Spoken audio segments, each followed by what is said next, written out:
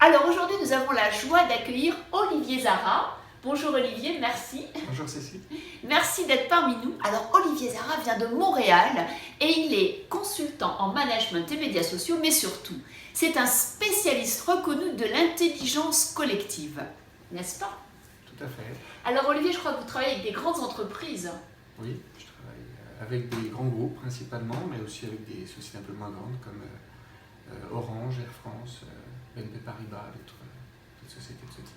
Merci pour l'information. Alors, on voudrait déjà savoir quelle est votre vision, votre définition de l'intelligence collective. Qu'est-ce que ce n'est pas? Qu'est-ce que c'est? Est-ce que vous pouvez nous en dire plus? Alors, l'intelligence collective, c'est un sujet dans lequel beaucoup de gens ont à peu près tous, chacun leur définition.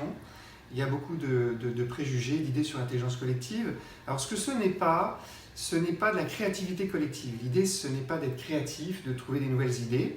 Ce n'est pas non plus du design thinking.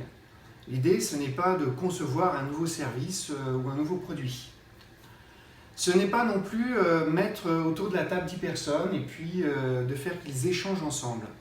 Alors là, on est sur quelque chose que à peu près tout le monde connaît, qui est l'intelligence collaborative, le management participatif, ce que moi j'appelle la discussion collective, qui consiste à échanger des idées. Collaborative, c'est collaborer, le labeur, et ce labeur, c'est de partager des idées ensemble. Voilà, alors l'intelligence collective, on est sur une autre dimension qui est sur la co-construction. Voilà, on est sur des sujets, le traitement de sujets complexes. Quand on est dans l'intelligence collaborative, management participatif, on est plus dans l'exécution, dans du compliqué. Et quand on est dans l'intelligence collective, en tout cas son utilité, c'est plutôt de gérer des situations complexes. Voilà. Très très bien. Donc on voit bien la différence entre l'intelligence collective, où là on règle des situations qui peuvent être difficiles mais où on est dans l'opérationnel, et l'intelligence collective, où là on est sur de la complexité et on crée ensemble des idées, on mobilise des intelligences complémentaires. C'est ça. Alors ça oblige quand même à faire la différence entre compliqué et complexité. Ah, alors quelle est la différence entre compliqué et complexité? Déjà, il faut arriver à le dire. Ouais. Alors dans le langage courant, ça veut dire la même chose. Oui, compliqué, c'est dur, et complexité, c'est très dur. Donc le compliqué, ce sont des sujets où avec du temps et de l'expertise, on va être capable de trouver une solution qui est sûre à 100%.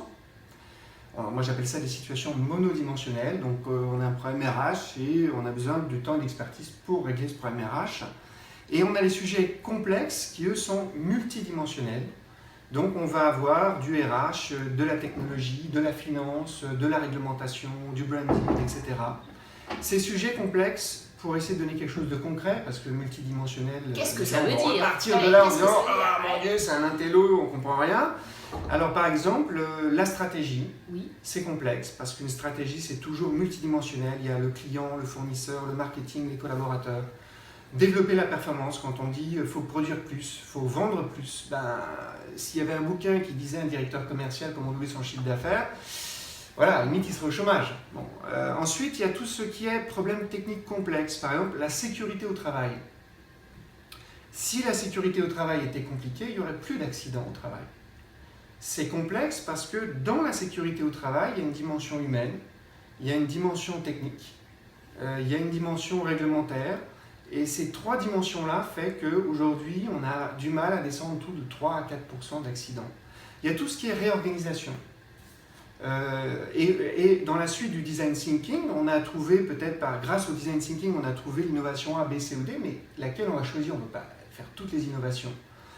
Donc, c'est complexe de se dire que cette innovation va booster notre business plutôt que celle-là. C'est laquelle finalement, celle qui va le plus booster notre business. Donc ces quatre situations-là, finalement, sont le développement de la performance stratégie, les problèmes techniques complexes, la gouvernance, comment on se réorganise, et l'innovation A ou B, ce sont des situations dans lesquelles on ne saura que dans 6 mois ou 12 mois si on a pris la bonne décision. Donc complexité, c'est incertitude, imprévisibilité, et face à cette incertitude, imprévisibilité, l'intelligence collective, qui est la co-construction, est le bon outil pour traiter ça. Si on est seulement dans la discussion collective, quand on gère un problème complexe, on va avoir du mal à percevoir toutes les dimensions et toutes les interactions entre les dimensions.